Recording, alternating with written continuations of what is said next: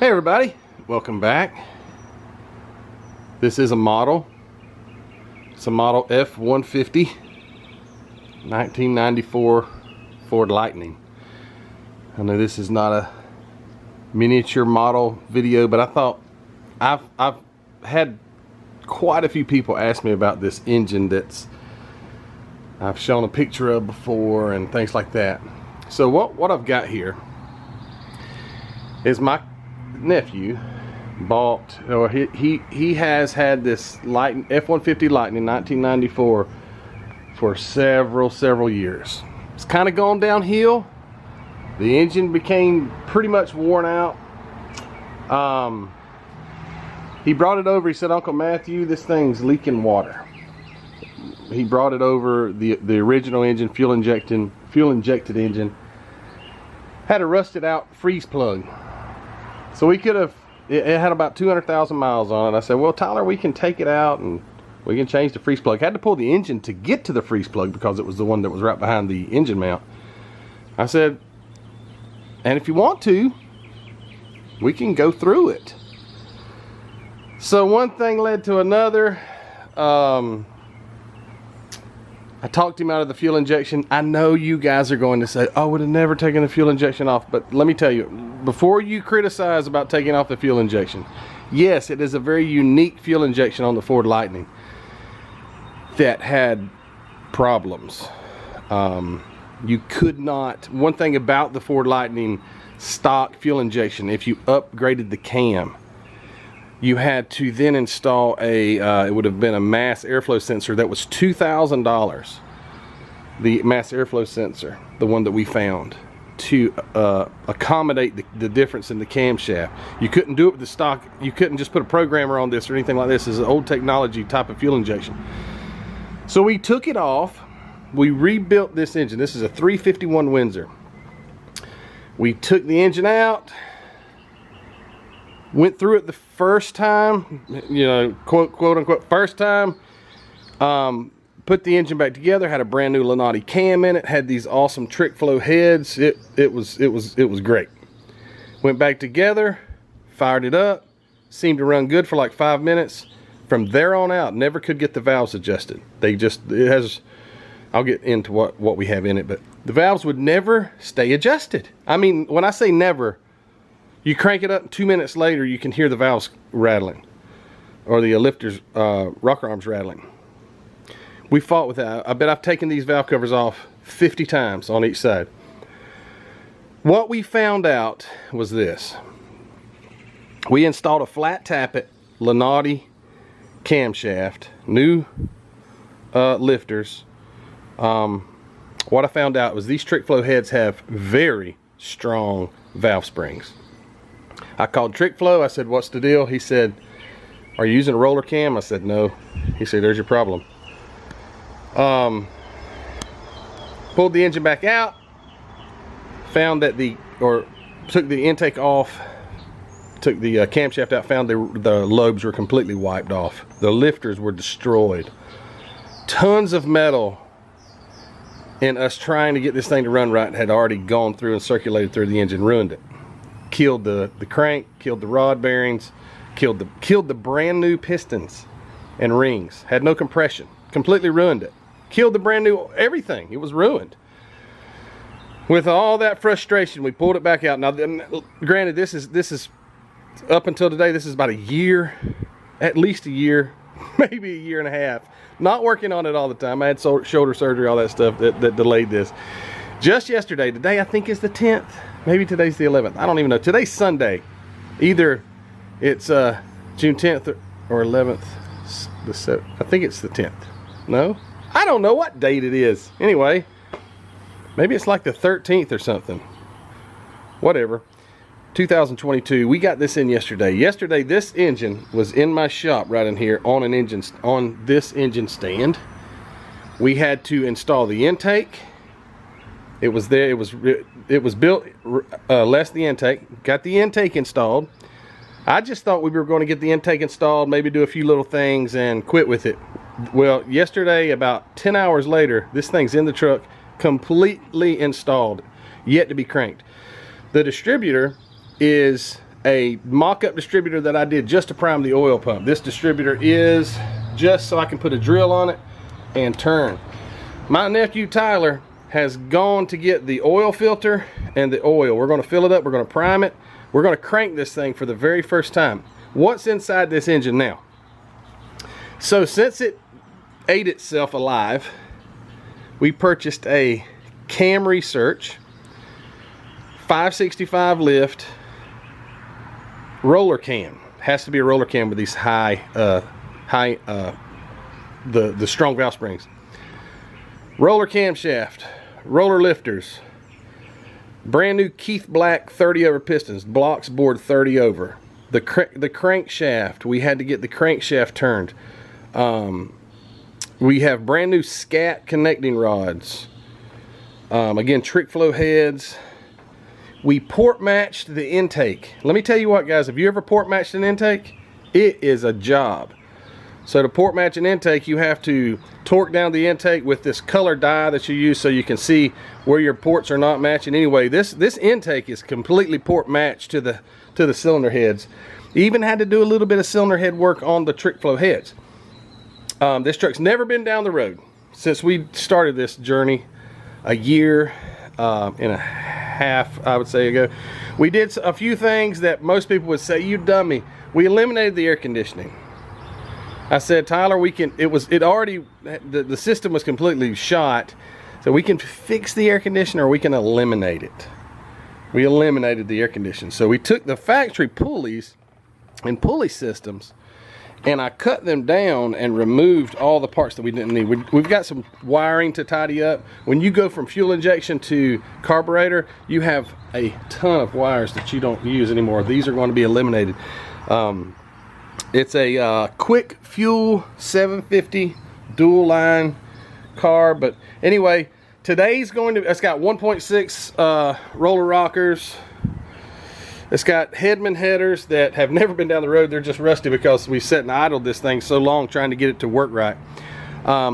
It has once I get the oil pump primed, we'll get the distributor in, time it, wire it, and we're going to crank this thing. So you guys stand by, and when we come back, I'll probably be priming this. I'm still waiting on him to get here with the oil, so stand by.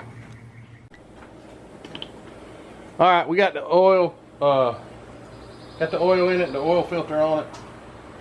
And I told you I got this distributor mocked up. It's with that. There's no gear on the bottom, no camshaft gear, so it's directly into the oil pump, so you can spin it and prime the oil system because this thing's dry.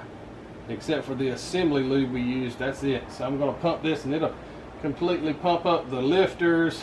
It'll flood the valve, rocker arms and all that with oil, so to get it, and you can feel the resistance.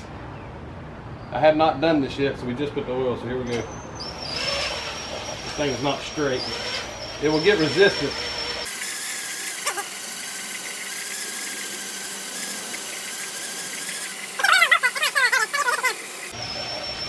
Once the filter filled up and all that, that oil is having oh yeah, it's getting tight. So it's got a high volume oil pump on it too.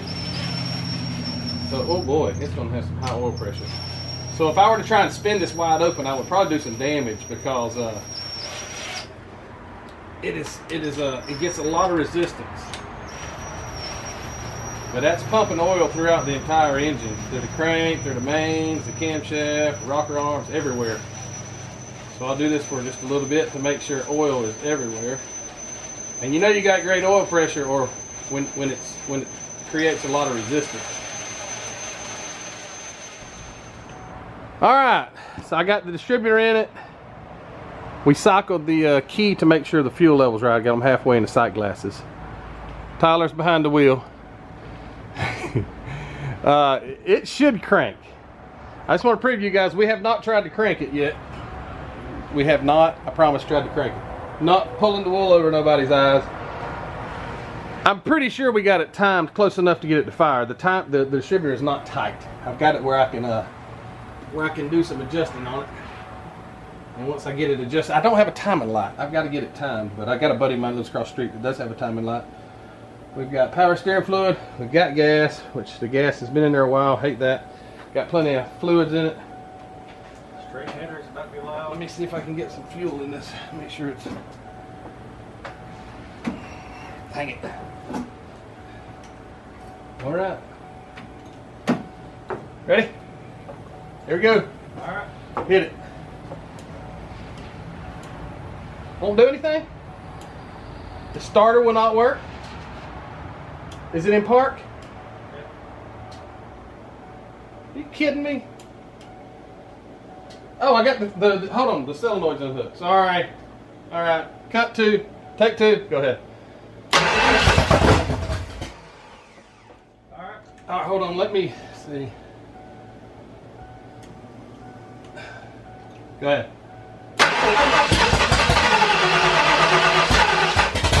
Hold on, let me, I retarded the heck out of it. Okay, go ahead.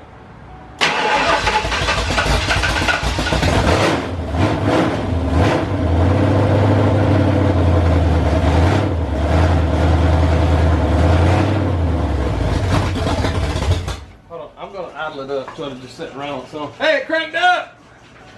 What about that, Tyler? First crank on this bad boy. I'll play with the timing a little bit. All right, hit it.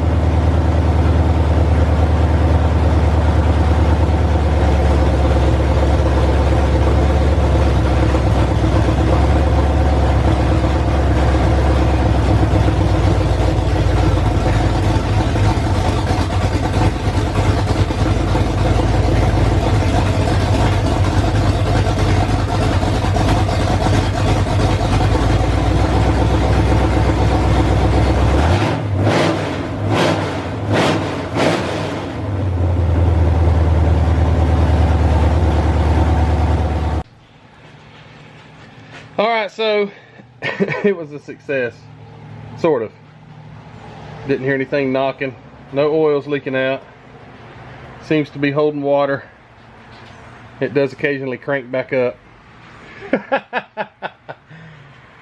But anyway, it needs a trans controller because this was a fuel injected truck. And all that wiring right there went somewhere with the transmission. But anyway, it will shift. We drove it down the road. And it will shift from first to second, but it's like you've got a major shift kit in it, because when you go from first to second, and it does not allow the, it's got a 2000 or 2200 stall in it, but it won't even allow the stall to work properly. I don't know how that affects it, but he's got to now get like a $600 or $700 trans controller for this electronic transmission. So yeah, it was a success. We got it together, and it, like I say, it seems to be doing fine. It's got great oil pressure. It's got the original oil sending unit, or not original sending unit, it's brand new, but it uses the old gauge. So it's 3/4 of the way up on the oil pressure. Temperature is great. We let it sit here and just run and run and run. Gas in it has got a little age to it, so it's got high compression. We've got a flat top. Matter of fact, let me send you in the video here. I'll put a picture of when we were putting the installing the pistons that day. I've got a picture of that, so I'll put that right here. And so they're 30 over Keith Black pistons, and we just, it's got super small combustion. I think they're 65 cc combustion chambers, 60 or 65 cc combustion chambers on these trick flow heads. But anyway, it's a high compression engine, and so you're gonna have to either run high test. It was high test when he put it in here probably like 8 months ago, but that gas, because it has ethanol in it, will go bad quickly. Anyway, I'm just rambling on. It's hot out here. So anyway, that's Tyler right there. Right, where's it? There he is right there. Pick his nose. Anyway. All right, guys, so this was different, not model cars, but it was a model of a car. It was the F-150 was the model. It was fun. So when we get the trans controller, maybe we'll take a ride, see if we can smoke some tires, or do some donuts or something like that. These old tires are here are dry rotted, and they're asking to get burned off of it, but it won't do it until we get the transmission line squared away. Anyway, guys, don't forget to subscribe. Thanks for watching. Hit that like button if you like this. If you didn't like it, hit the thumbs down button. I think it still helps me, so either way, you're helping me. Thanks for watching this video, and say bye, Tyler. See ya. All right, guys, take care. Bye.